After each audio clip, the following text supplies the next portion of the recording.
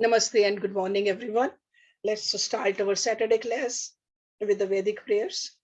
Om Guru Brahma, Guru Vishnu, Guru Devo Maheshwara, Guru Sakshat Parbrahma, Tasmai Shri Guruve Namah.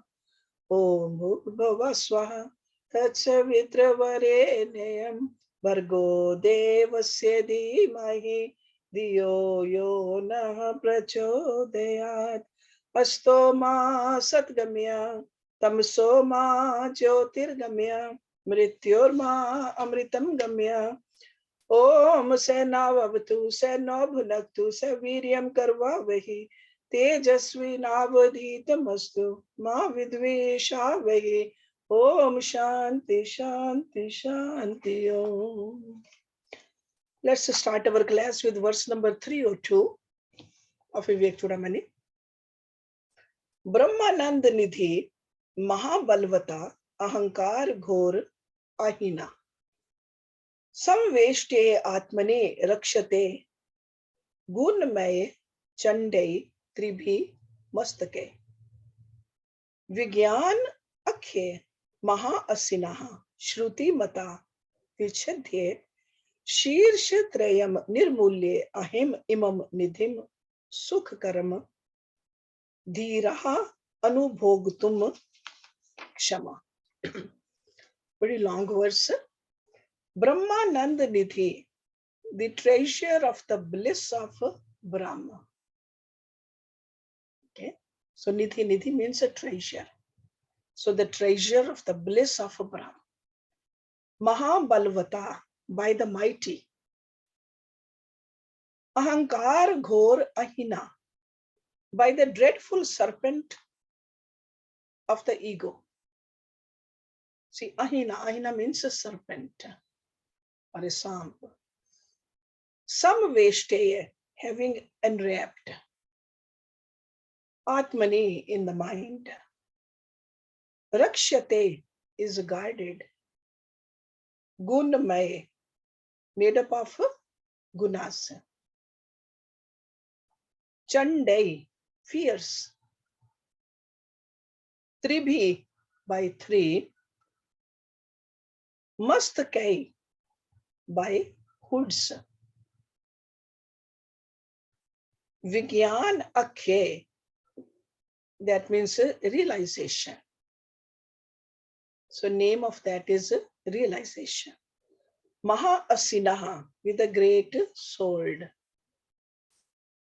Shruti Mata, in accordance with the scriptures. Shruti, the primary scriptures. Vichidye, severing. Shirshatrayam, the three hoods. Tre means three. Nirmulye, destroying completely. Ahim, serpent. Imam, this. Nidhim, the treasure. Sukh Karam, which brings bliss. Dhiraha, the wise person. Anubhogtum, to enjoy.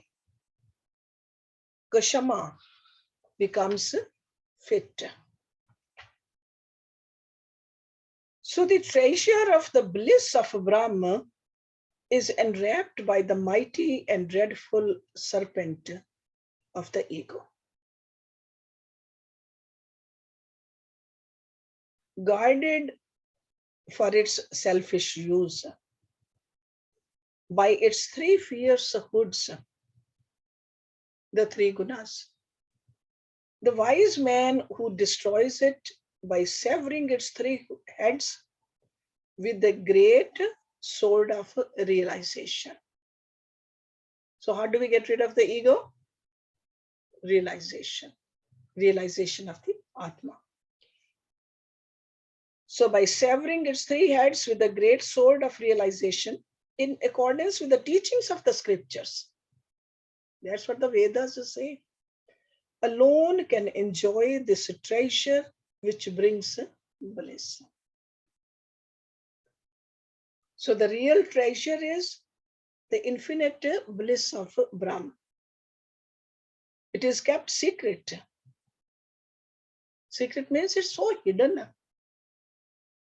So that means the bliss is already inside us, but we are just wandering here and there to get the bliss, to get the joy. So this treasure, this bliss is called a treasure. This treasure is being guarded by this serpent, ego, ahankar. And he says it's because of its own selfish end. Because ego will not even exist when we know who we are. So this ego in us will not allow us to realize the state of Brahmanan, because that will be the end of ego. So for its own sake, it doesn't let us have the realization. So the triple-headed serpent, that is Sattva, Rajas, and Tamas. Everything in the nature has these three guns.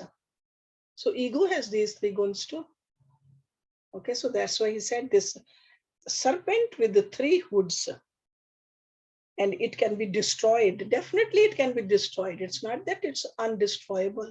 It can be destroyed with the sword of direct perception, which is called Vigyan. By no other mean we can end the ego. Because otherwise we think that it has ended, but it will come up again. But when we have a full realization, then ego can be ended.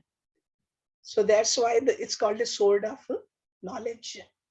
Not just a theoretical knowledge, but experiential knowledge. That's why Lord Krishna called it Gyan Chakshu. Gyan Chakshu. Sure, first we need the theoretical knowledge also, but that ultimately we have to experience it. And to experience it, we have to do the sadhana. Okay? So this is the way. So he says, the Shruti says, the self in you is the self everywhere. This is what Shruti says. So the experience alone can end the ego. There's no other instrument, no other way, only the experience. And we have seen that we can end the tamas with rajas. We can end the rajas by sattva. And sattva finally ends by itself. Because Atma is beyond these three gunas. So that's why he said, make it rootless, nirmool. Okay. So then in the next verse he says, 303, Yavat va yat kinchit vish dosh safurati asti chet dehe katham arogyaye bhavet tatvat ahantaha api yoginaha muktai. Yavat, as long as. Va means verily. Yat kinchit, even a trace. Vish dosh safurti, the effect of the impurity of poison. Vish dosh. Asti is chet, if, dehe, in the body. Katham, how. Arogyai, for recovery.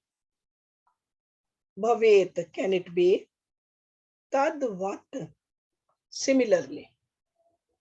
Ahantaha, the ego sense. Api means also. Yogina, of the yogis. Muktai, for liberation. As long as there is even a trace of poison left in the body, how can one hope for complete recovery? Such too is the effect of the ego sense upon the meditator's liberation. So that means, that's why he used the word nirmool, to completely destroy the ego. So even if there's a little bit of poison in our system, how can we say that we are healthy? And Ahankar or the ego is the poison. Is the poison in our own mind. How? That's why he says, how can the yogi who is striving for the liberation get liberated if this ego sense is lingering in him? So in other words, ego must be completely removed. Completely. Okay. So even if it's a little bit left, it will come up again. So we got to make sure we remove it all. 304. Aham atyant nivrityah tatkrit nana vikalp samritah pratyak tatva vivekat idam aham asmi iti vindate tatvam. So this is verse number 304. Aham, that is the ego sense. Atyant nivrityah, by the complete cessation. Tat krit, created by. Nana vikalap samhrityah, by restraining the diverse mental waves. Nana means many. Vikalap is all those fluctuations in the mind. So restraining the many mental waves.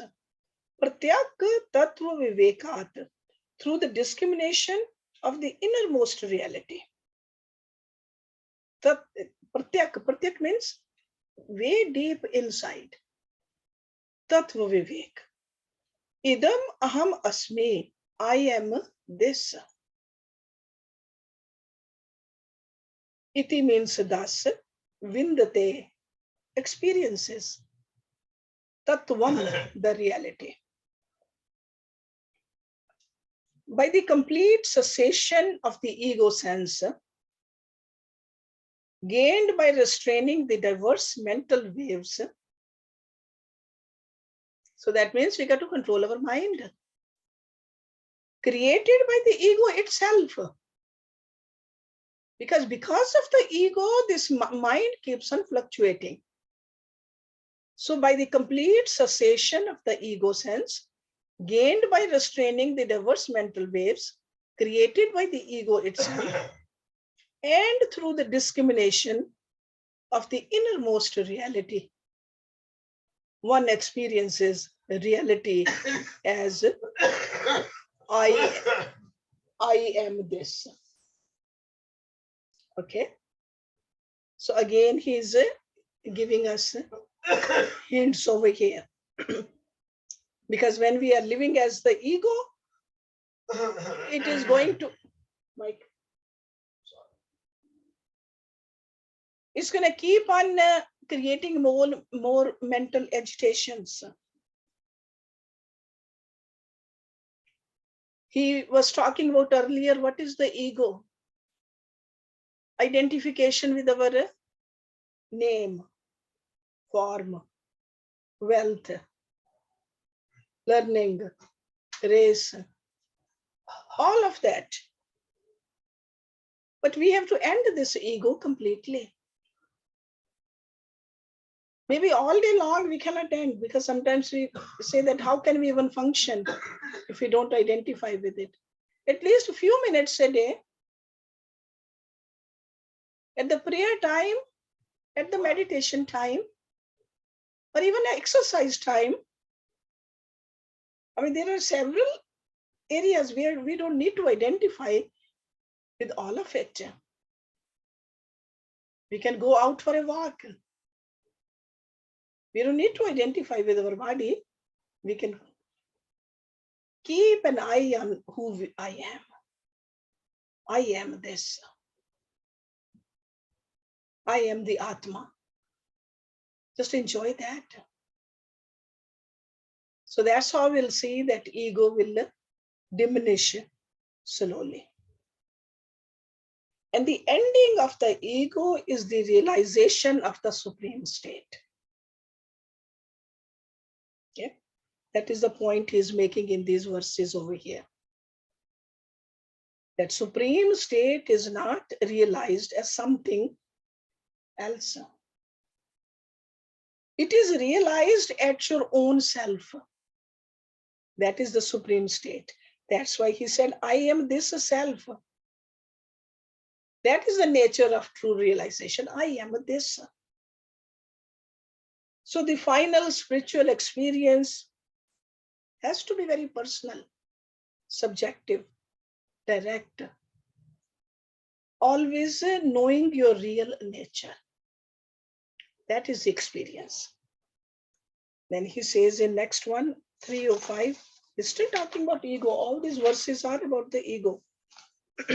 Ahankare kartarihi aham iti matim munch sahasa vikaratmane atam pratifal jushi swasthi mushihi yat adhyasat praptah jani mriti jara dukh bahulaha प्रतीचः चिन्ह मूर्तेः तब सुख तनो समस्कृति इयम अहंकार और अहंकारे with the ego कर्तरी the doer aham iti the I notion or the identification with the I aham iti matim the notion munch renounce sahasa immediately vikar atmane that means vikar atmani means like which is mutable. That means vikar aa jata hai usme. Atam pratifal jushi lit up by the reflection of the self. Swasthiti mushihi, one who diverts a person from being established in the self. Yat means which, adhyasat, due to superimposition. Praptaha, reached. Jani mriti jara dukh bahula, full of the miseries of birth, death, and old age. Jani mriti jara. Jara means old age. Pratichaha, for the inner self. Chinna murte, for the one who is the essence of knowledge. Tav means for you. Sukhatano, the embodiment of bliss. Samsriti, the sansar. Iyam means this. So very directly he is telling us, renounce immediately. Because the longer we take, the longer we'll stay miserable. Renounce immediately your identification with the ego sense. The sense of agency. Which is by its very nature a modification and is lit up by a reflection of the self. It diverts a person from being established in the self. So ego is the one which does not let us see who we are. Identifying yourself with this means this false self, you have reached this relative existence. And relative existence means which is full of miseries of birth, decay, death. Although you are the witness, the essence of knowledge, bliss absolute. So you are the Atma, you are the embodiment of bliss, but you are going through all these miseries because of the misidentification. Because we think that I am the doer, I am the experiencer. They both are the expressions of the ego, ahankar. So this constant feeling in us resides. I am this, I am that. And this is called the various thought disturbances. This is what he called the vikar. But when the light of consciousness illumines these thought waves, you become conscious of the thoughts. But we are constantly aware of the thoughts. We have to remember that the light is the one which we are. And that's what he called the Chit Abhas. And then he used the word Chinmurti. Chinmurti means you are infinite beatitude. That is your nature, the bliss. But you are not able to recognize it. So we are all embodiment of the bliss. Sukh tano, but we don't even know it. That is the sad predicament. So all these confusions, they arise from our mental projection. I am this body. Okay, this is called sansar. I identified with the ego gets blinded. And that's why there is no experience of the self. Because that covering is the ego. Ego does not let us see who we are. So I identified with the physical body or the attitudes of the mind. We just superimpose on ourselves the sorrows, the imperfections, birth, growth, old age, death, disease, all of that. And that is called samsriti. And he says, you are not this. You are not this. You are that absolute bliss. And you need to apprehend it yourself. And in order to apprehend, we have to do the sadhana.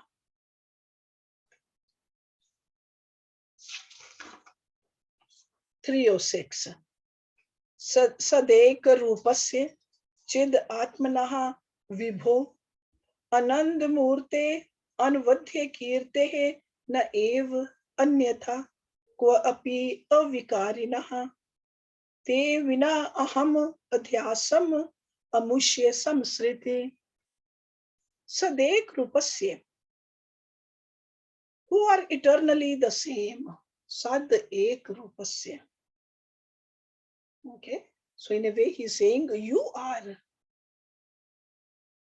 eternally the same. Chid Atmana, the knowledge absolute. Vibho, Vibho word is used for God. Omnipresent, that's what Vibho means. Anand Murte, bliss absolute. Anvadhya Kirte, of unsullied glory. Anvadhya. Na ev, never. Anyatha, otherwise. Kva api, in the least. Avikarinaha, for the immutable one. Te means for you. Bina, without. Aham, adhyasam, identification with the ego. Amushya, to this. Samsriti, transmigration. But for your identification with the ego sense, there's no transmigration for you, who are immutable and eternally the same. Knowledge absolute, omnipresent, bliss absolute, and of unsullied glory. So again, he's telling us who we are, and we don't know this because of the identification with the ego. So the minute we let go of the identification of the ego, we'll know who we are. So what is this transmigration? Transmigration means the repeated birth and death. So there's no other cause than the ego for coming and going. So your essential nature is consciousness, the Atma, the bliss. That is our birthright. That is our unsullied glory. And there's no reason for us to suffer. But we keep on suffering. And we are suffering because of our own agitations. And agitation, they are caused because of the ego. And ego is not knowing who we are. So the basic idea that I am this, we just fall into this tragedy again and again. I am this body. I am this mind. Now in the next verse, he is advising us, what should we do?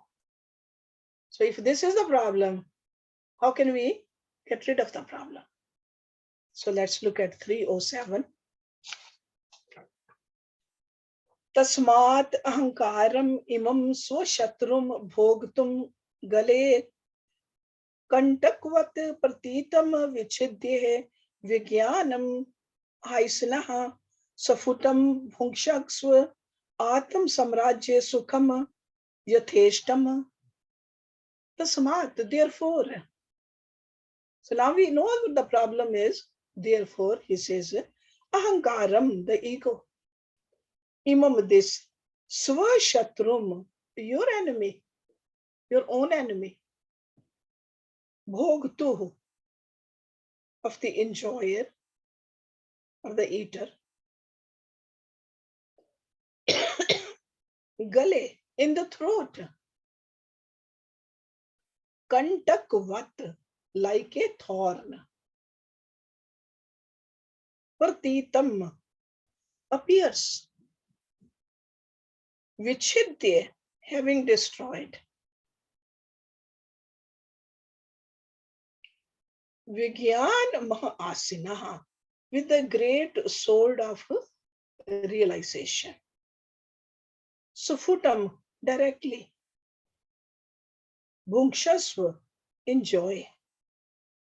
Atam Samrajya Sukham, the bliss of your own empire or sovereignty. Yatheshtam, freely. He says, therefore, with the great sword of realization, destroying this ego sense, your enemy, which is like a thorn in the throat of a person who's eating, enjoy directly and freely the bliss of your own domain, the majesty of Atma. So he is suggesting us a very simple way of just removing this problem. He is giving us this analogy over here. Somebody is eating food and there's a thorn in the throat. Cannot enjoy the food. So he says, just take that out, that thorn, and a person can enjoy food. The same way, bliss is right here. Your essential nature is bliss. You're not enjoying the bliss. You're not feeling blissful because of this ego. He says, get rid of it. That's all. Bliss of this infinitude is everywhere present and we fail to enjoy it. When we say that Brahm is everywhere, kan kan mein Brahma, and Brahm is nothing but bliss, that how come we don't feel it? Because of this ego, this wall of ego we have erected. And over here, he says, it's like a thorn in the throat. So because of this ego sense in us, we fail to enjoy. So we need to do this surgery. So experience of the reality alone. So all we have to do is remove the ego, the misconception that I am this body. So we'll have all the enjoyable experiences.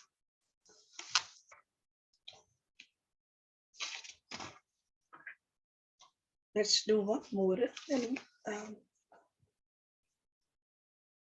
ततः अहम आदे विनिर्वृत्तेः वृत्तिं समत्यक्त रागः परमार्थ लाभात् तूष्णीम समासस्व आत्म सुखानुभूत्या पूर्ण आत्मनः ब्रह्मणि निर्विकल्पः. So this is verse number 308. ततः, therefore, aham ade of the ego, etc. We nivritte, checking, vritim, the activities. Samtyakt ragaha, renouncing all attachments. Parmarth labhat, through the experience of the supreme reality. Tushneem, serene, silent. Samasus, that means be. Atam sukhanubhutya, through the enjoyment of the bliss of the self. Puran Atmana, as the infinite self. Brahmane, in Brahma. Nirvikalpaha, free from duality.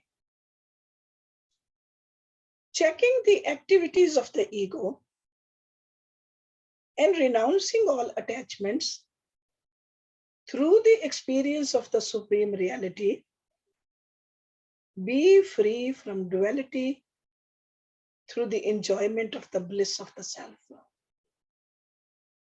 and remain serene in Brahma. Then you have attained your infinite nature. So again, in this verse, he is advising that ahankar has to be given up. The ego sense has to be given up. Because we got to look at it. What kind of a vanity do we have? Vanity of how much we know, vanity of how much we have accumulated, our status in life, our education. Those are all connected with the ego sense, all of them. So he says, renounce all that. Renounce all desires and gain the supreme Godhood. So, because it's the desires, vasanas, they're all connected with the ego. Because it doesn't have to be physical. Most of it's mental. The mind and the intellect, they need to be quietened. When the ego and the ego-based thoughts, they have been withdrawn, then there's a calmness. And that's what this tushneem word is. And through this tushneem, this is silence in the mind. Because silence in the mind is when there's no fluctuations in the mind. And it's silent. So then you will experience this supreme truth. And this is the word Paramarth. So the gaining of the supreme self. So we get to just check our mind from time to time. Is it silent or is it creating a havoc? So that's why I always tell you, just watch. Watch your mind. See, are your thoughts reduced or not than before?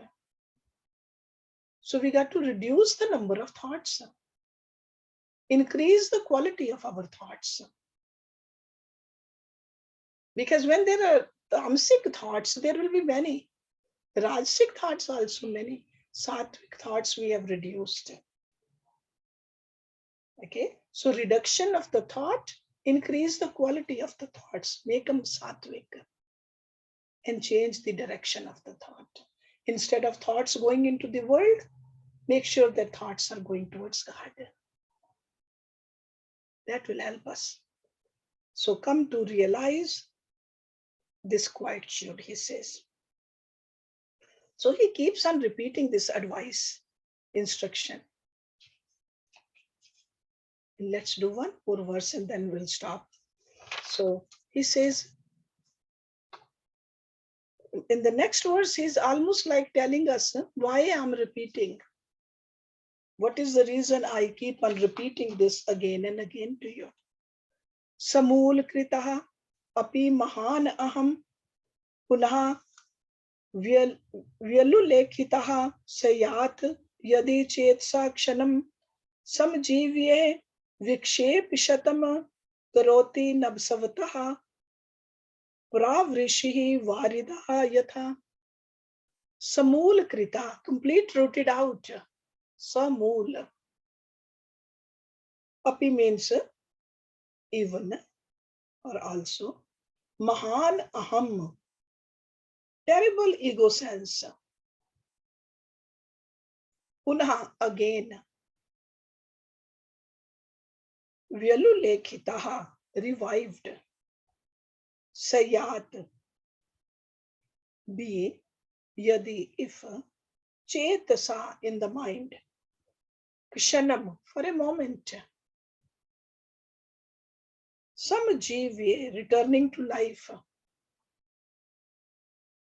Vikshep shatam. Shat means 100. So hundreds of distractions. Vikshep. Karoti, creates nabhasvata, by the wind. Pravrishi, during the rainy season. Varida, the cloud. Yatha means like. So even though completely rooted out, this terrible ego sense, if revived in the mind, even for a moment, returns to life and creates hundreds of mischiefs. Like a cloud ushered in by the wind during the rainy season. So he's again giving us an analogy over here. So he's telling us why I'm talking about removing this ego completely. Do not leave even a trace of it, because it will come back and it can become big. It's almost like if there is a little fire, you have to make sure that it's completely annihilated. Little fire, little spark can make a big problem. Okay, so because sometimes we think that, no, I'm okay. I am not disturbed by my ego. But pretty soon, I mean, if it's not completely gone, it will erupt again. So that's why we got to keep on doing our sadhana. Because we think we are done and we stop doing the sadhana, and then it rises up again. And this is all because of the vasanas. Vasanas are so, it's like a sitting in the deep mind of ours. On the surface, it may not seem like that, but it is still there. So those vasanas will erupt again. So you think you have ended the ego, but roots got to be ended too. And roots are the vasanas. Roots. Okay. So that's why Rishi Patanjali, what did he say? Yoga chit vritti nirodha. Chit vritti. They are just so deep down the roots. We got to make sure we annihilate all of them. So be aware. Okay. So as long as you have the ego, the world of object, emotion, thoughts, they'll come up again. They'll rise up and create havoc for us.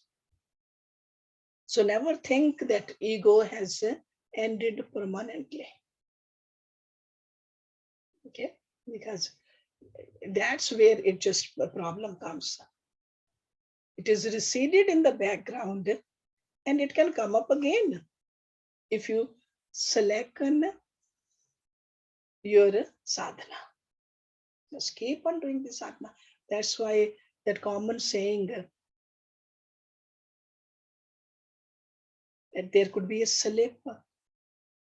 Even if you have a cup in your hand, cup in the lip, it can still slip. So we think that we have reached there and we slacken and we can just, ego rises up again. Okay, so let's stop it here and we can have some discussion on these verses. So they're all the verses together, it was about the ego, that get rid of the ego. This is the enemy. He called it a great, terrible enemy. Terrible.